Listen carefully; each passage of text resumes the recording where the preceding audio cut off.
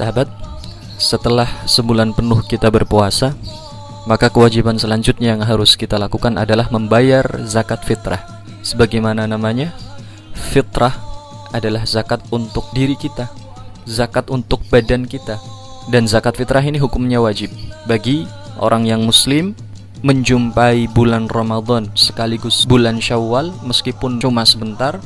Dan yang ketiga, memiliki kelebihan makanan dari apa yang seharusnya dia makan dan keluarganya untuk satu hari. Saya jelaskan satu-satu. Yang pertama, muslim, maka tidak wajib zakat fitrah itu bagi seorang yang kafir asli.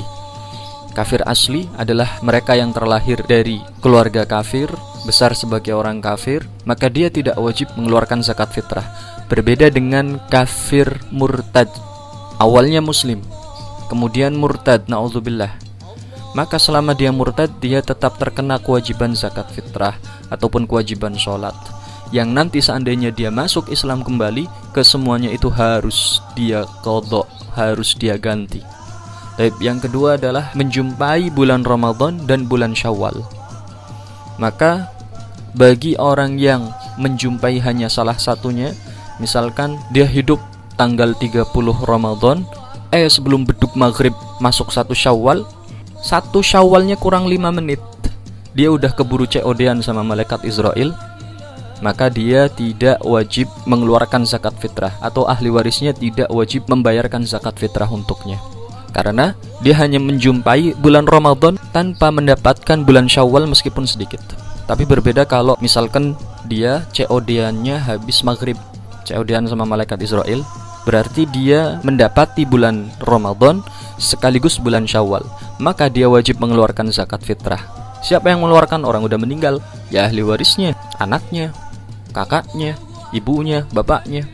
Kemudian bayi yang baru lahir pada bulan Syawal, 30 hari selama Ramadan dia nggak mau keluar, begitu beduk maghrib tanggal 1 Syawal dia baru merojol, maka dia juga tidak terkena kewajiban mengeluarkan zakat fitrah.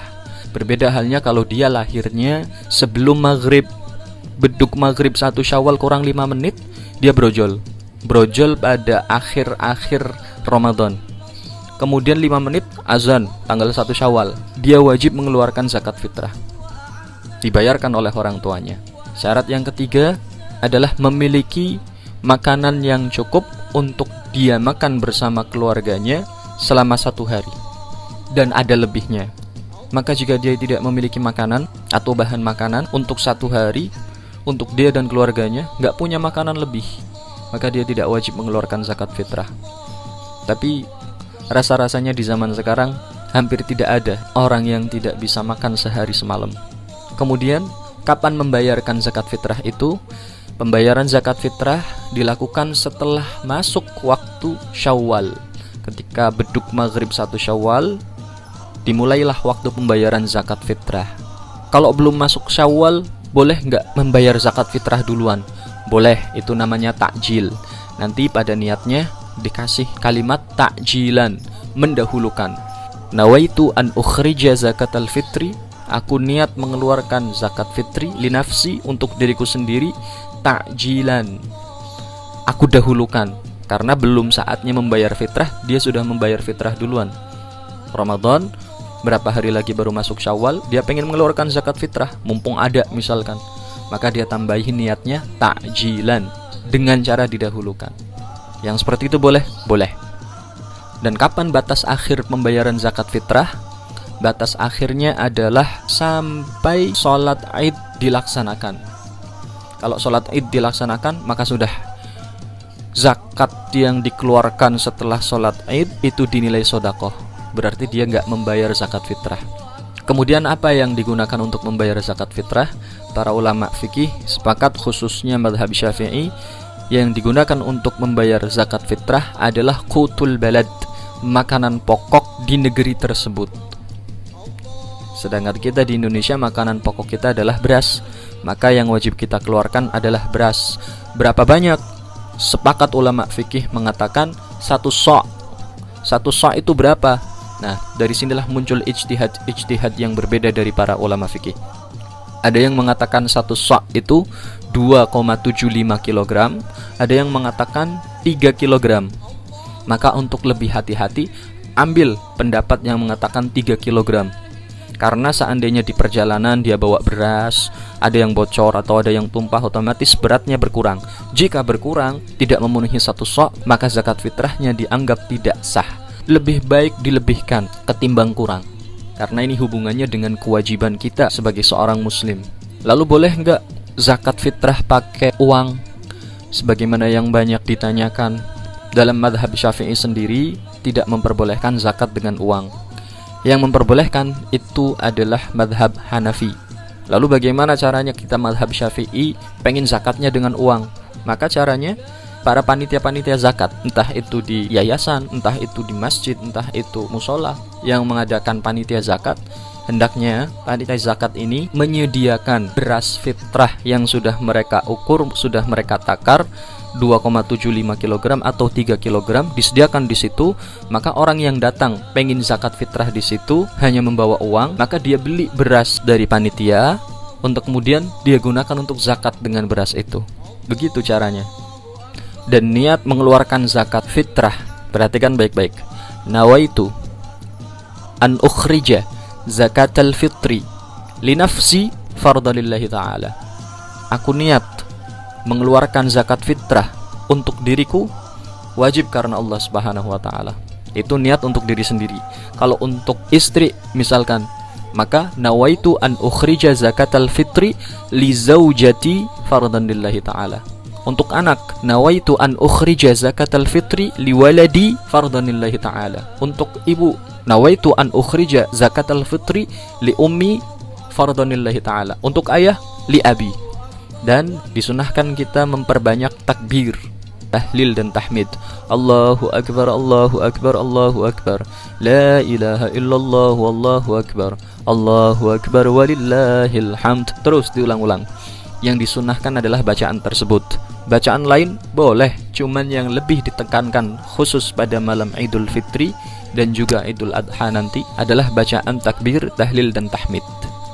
Setelah itu kita melaksanakan salat Idul Fitri yang mudah-mudahan bisa terlaksana dengan baik di musola-musola atau masjid-masjid, yang tentunya dengan mematuhi prosedur yang telah ditetapkan oleh pemerintah sebagai tindakan preventif dari pencegahan corona. Pakai masker boleh, meskipun hukumnya makruh. Bawa sajadah sendiri-sendiri. Dan disunnahkan pada saat mau berangkat sholat Idul Fitri, dia makan dan minum meskipun cuma sedikit. Berbeda nanti kalau hari raya haji, hari raya kurban. Sunnah makan dan minumnya setelah sholat Idul Adha, bukan sebelum. Dan jangan lupa mandi. Diniatkan mandi untuk melaksanakan sholat Idul Fitri. Nawaitul ghusla li sholati Idul Fitri sunnatan lillahi ta'ala. Aku niat mandi untuk melaksanakan sholat Idul Fitri, sunnah karena Allah Ta'ala. Kemudian setelah selesai melaksanakan sholat Idul Fitri, adat dan kebiasaan yang berlaku di Indonesia adalah halal bihalal, saling minta maaf dan memaafkan, pergi silaturahim ke satu rumah ke rumah yang lain, berpapasan di jalan. Maka satu hal penting yang ingin saya sampaikan, bahwa setelah sebulan penuh kita bersusah payah mensucikan diri kita pada bulan Ramadan, suci bersih keluar Ramadan seperti bayi yang baru dilahirkan oleh ibunya tanpa dosa, jangan kita nodai kesucian kita dengan dosa-dosa yang baru. Apa itu maksudnya? Laki-laki, perempuan, bukan mahram, berjabat tangan, bersentuhan tangan, haram hukumnya, nambah dosa. Sungguh sayang sekali sebulan susah payahnya berpuasa Ramadan untuk mensucikan diri, ternyata pada hari Idul Fitri yang harusnya suci, yang harusnya kosong-kosong tanpa dosa, dia tambah dosa, tambah dosa, tambah dosa. Berapa banyak perempuan-perempuan yang bukan mahram yang bersentuhan kulit dengan kulit antara dirinya. Padahal Rasulullah SAW bersabda, li an yut'ana ra'su ahadikum bimihyatin min hadid khairun lahu min an yamassa yada mar'atin lam tahilla lahu. Ditusuk kepalamu dengan besi yang panas itu lebih ringan daripada kamu menyentuh perempuan yang tidak halal bagimu. Maka kenali mahram kita. Siapa saja yang boleh kita jabat tangan dengannya, bersentuhan kulit dengannya, dan siapa yang tidak. Ustadz, susah. Di Indonesia ini kalau nggak bersalaman secara langsung nanti dianggap sombong. Lalu gimana? Kalau kita tolak nanti dia sakit hati, kalau kita salaman nanti kita dosa. Jadi begini, dulu memang saya juga seperti itu, berada dalam sebuah dilema. Salaman dosa, gak salaman nyakitin hati, karena memang adatnya sudah seperti ini. Maka bagaimana caranya? Caranya adalah seperti yang saya lakukan, dan ini alhamdulillah mujarab. Misalkan ada perempuan yang mau salaman sama saya, maka saya terlebih dahulu menyodorkan tangan dengan cara seperti ini. Kita terlebih dahulu menyodorkan tangan, maka dia akan paham bahwa kita tidak pengen bersentuhan dengan dia, ketimbang kalau dia yang menyodorkan tangan terlebih dahulu. Minal aidin wal faizin. Lalu mau kita tolak, jelas dia sakit hati. Tapi kalau kita sodorkan tangan terlebih dahulu, dia akan membalasnya dengan cara yang sama. Seperti itu cara menghindari keharaman berjabat tangan dengan yang bukan mahram. Terus sama sepupu, sama kerabat-kerabat yang seusia yang bukan mahram, gak enak kalau gak salaman. Nanti bisa dikucilkan sama keluarga. Maka jelaskan sama mereka. Memang awalnya perih, tapi lambat laun mereka juga akan mengerti. Kita kedepankan hukum Allah dengan tetap berusaha menjaga hati saudara-saudara kita. Kalau benar-benar gak bisa lagi, bagaimana caranya? Ya sudah, cara terakhir, perbanyak istighfar, minta ampun sama Allah, karena kita akui itu dosa dan kita tidak bisa menghindar dari itu. Ini satu-satunya cara terakhir setelah kita tidak bisa melakukan cara pertama, kedua, ketiga, dan seterusnya. Mudah-mudahan Allah terima semua amal ibadah kita selama bulan Ramadan, dan Allah jadikan kita setelah keluar dari Ramadan sebagai hamba yang suci, bersih, seperti bayi yang baru dilahirkan oleh ibunya tanpa dosa. Assalamualaikum warahmatullahi wabarakatuh.